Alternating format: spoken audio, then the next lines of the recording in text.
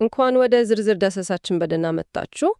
ዛሬ የምንዘልቅበት ርዕስ ሁላችንንም በአንድም በሌላም መንገድ የሚነካ ነው፣ የፈተና ጉዳይ። ያው በሕይወት ውስጥ ሁላችንም የምንታገልበት አንድ የማይለቅ የሚመስል ፈተና ሊኖር ይችላል።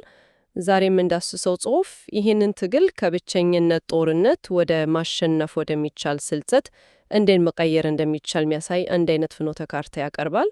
በጣም ትክክል ነሽ። ብዙ ጊዜ ስለ ፈተና ስናስብ እንደ ግላዊ ውድቀት ወይም የጥንካሬ ማነስ ነው የምንቆጥረው። ነገር ግን ዛሬ የምንመለከተው ምንጭ ከዚህ አስተሳሰብ ያውጣናል።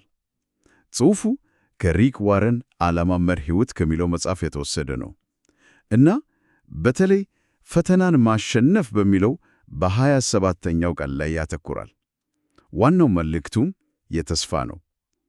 አንደኛ ቆሮንቶስ 13 ላይ እንደተጠቀሰው ያው ከምንችለው በላይ እንድንፈተን አንፈቅድም፣ ከፈተናው ጋር መውጫ መንገድም ይኖራል ይላል።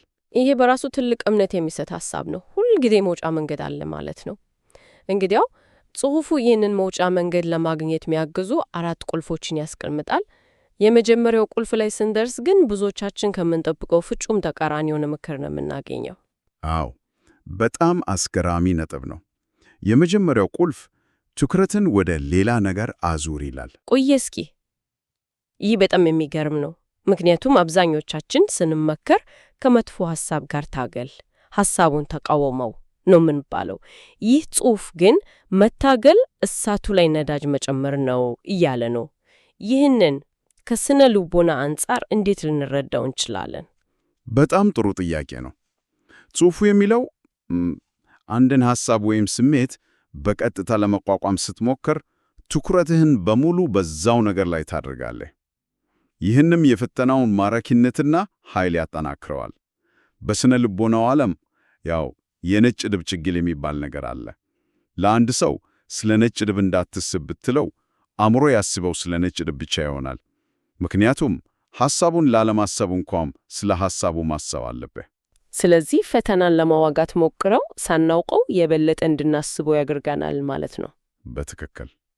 ስለዚህ ጽሑፉ የመተካት መርህ የሚለውን መፍትሄ ያቀርባል። ማለቴ መጥፎ ሐሳብን የምታሸንፈው ከሱ ጋር በመታገል ሳይሆን የተሻለ ሐሳብ በመተካት ነው። አእምሮ በአንድ ጊዜ በሁለት ነገሮች ላይ በኃይል ማተኮር አይችልም። ስለዚህ ፈተናው ሲመጣ ትኩረቱን በኃይል ወደ ሌላ ገንቢ ነገር ስትወስደው የመጀመሪያው ሐሳብ ኃይሉን ያጣል። ጽሑፉ የሚጠቀምበት ምሳሌ በጣም ግልጽ ነው። ፈተና በስልክ ሲደውልልህ አታንጋግረው፣ ዝም ብለህ ዝጋው ይላል። ክርክር ውስጥ መግባት ራሱ ለፈተናው በር መክፈት ነው ማለት ነው።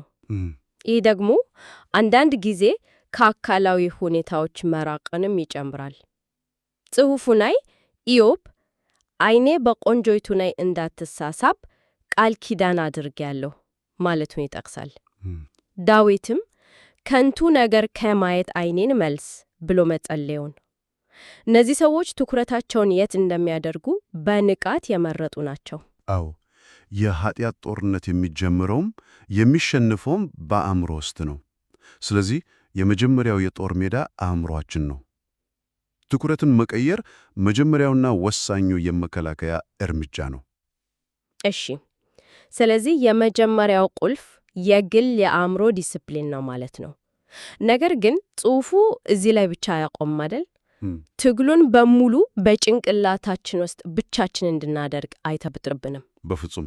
እንዲያውም ያ ትልቁ ስህተት መሆኑን ነው የሚያሳየው። ብቻውን የሚደረግ ትግል ብዙ ጊዜ ወደ ውድቀት ነው የሚያመራው። ይህም ወደ ሁለተኛውን እና ምናልባትም ለብዙዎች ከባዱ ቁልፍ ይወስደናል፣ የብቻኝነትን ግንብ መስበር። ይሄም ችግርን ለእግዚአብሔር ወዳጅ ወይም ለድጋፍ ቡድን ማካፈል የሚለው ነጥብ ነው። እሺ፣ ይህ ሐሳብ በወረቀት ላይ ጥሩ ይመስላል።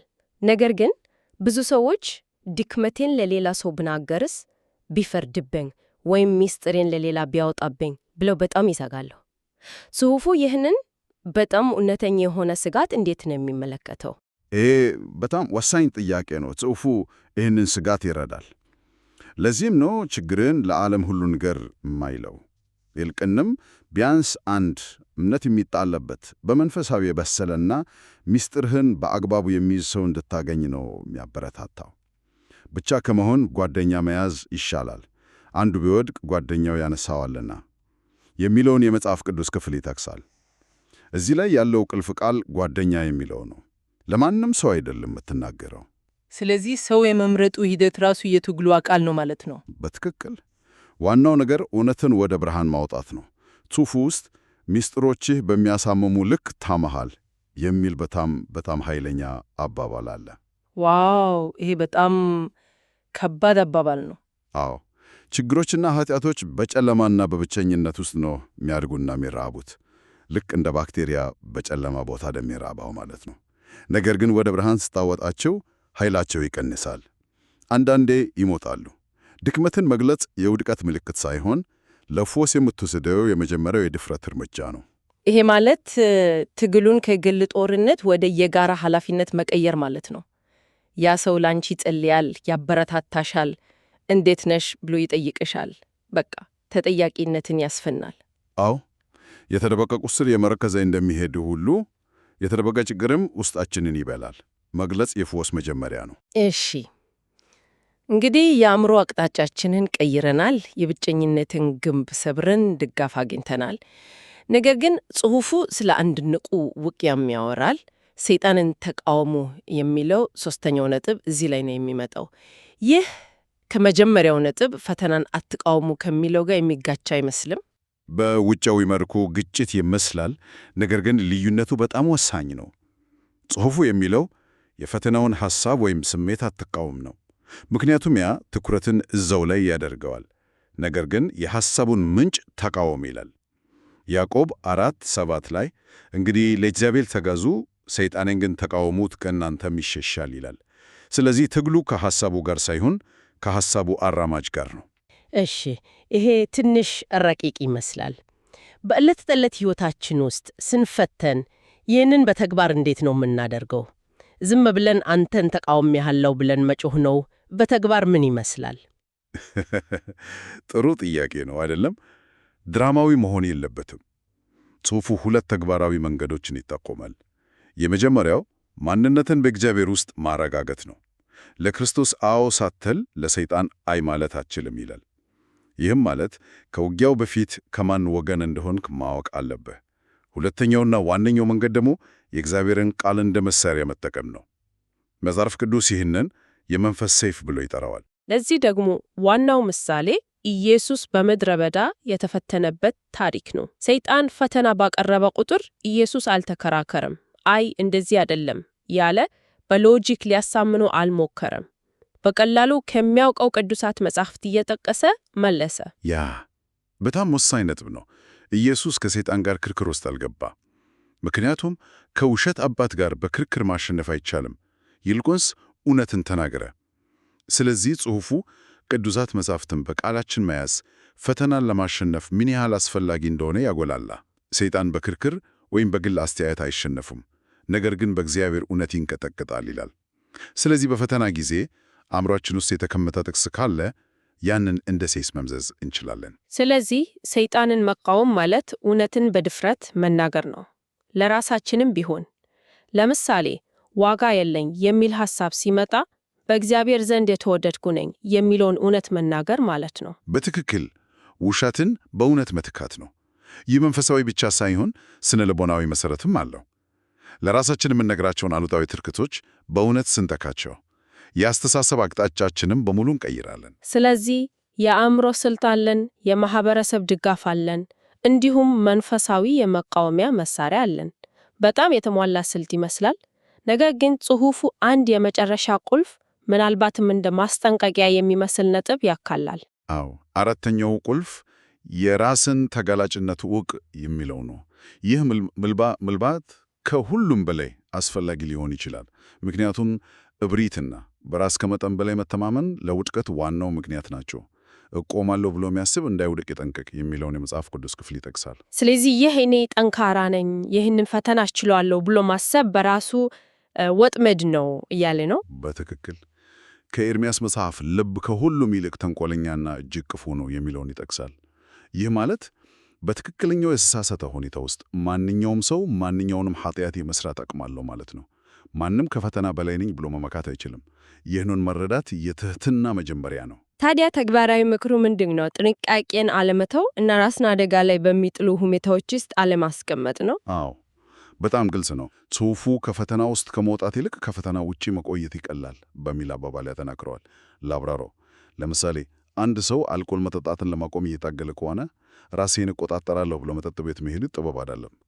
ጽሑፉ የሚለው ጦርነት ውስጥ ገብተው ከምትዋጋ መጀመሪያውኑ የጦር ሜዳውን አስቀር ነው።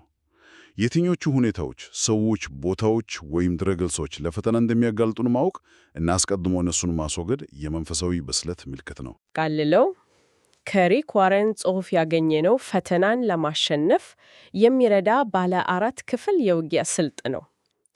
መጀመሪያው ትኩረትን ወደ ሌላ ነገር በማዞር የአእምሮን ጦርነት ማሸነፍ። ሁለተኛው የብቸኝነትን ግንብ በመስበር ለታማኝ ወዳጅ ችግርን ማካፈል። ሦስተኛው የውሸት ምንጭ የሆነውን ሰይጣንን በእግዚአብሔር እውነት መቃወም እና አራተኛው የራስን ተጋላጭነት በመገንዘብና ትሑት በመሆን አስቀድሞ ከፈተና መራቅ።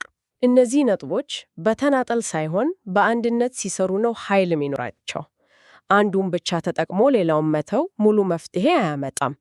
የግል ስልት፣ የማህበረሰብ ድጋፍ፣ መንፈሳዊ ውጊያ እና ራስን የማወቅ ጥበብ ጥምረት ነው። በጣም ትክክል። ሁለት የሆነ አካሄድ ነው። የአንዱ ክፍል ሌላውን ያጠናክራል። ትኩረትን መቀየር የግል ዲሲፕሊን ነው። ድጋፍ መፈለግ የትህትናና የማህበረሰብ ኃይል ነው። ቃሉን መጠቀም የመንፈሳዊ ኃይል ነው። ተጋላጭነትን ማወቅ ደግሞ የጥበብ ምልክት ነው። የጽሑፉ ዋና መልእክት ግን የተስፋ ነው። ሁል ጊዜ መውጫ መንገድ አለ። ለመጨረሻ አድማጫችን እንዲያስብበት አንድ ሐሳብ እንተዋለን። ጽሑፉ ራሱ የሚያቀርበውማ በቀጥታ ወደ ተግባር የሚገፋፋ ጥያቄ ነው። ይህ ጥያቄ በተለይ ስለ ድጋፍ ስርዓት መገንባት ላይ ያተኮራል። ጥያቄውም ይሄ ነው። አንድን ተደጋጋሚ ፈተና ለማሸነፍ እንዲጸልይልኝ እንደ መንፈሳዊ አጋር አድርጌ ማንን መጠየቅ እችላለሁ? ይህ በጣም ኃይለኛ ጥያቄ ነው። ምክንያቱም ትኩረቱን ከውስጣዊ ትግል ብቻ በማውጣት የማህበረሰብን ኃይል እንድናስብ ያስገድደናል። ይህንን ጥያቄ በቅንነት መመለስ እና ከዚያም ደግሞ ደፍሮ ያንን ሰው መጠየቅ ለብዙዎች የለውጥ መነሻ ሊሆን ይችላል። የብቸኝነቱን ጦርነት ወደ የጋራ ጉዞ ይቀይረዋል።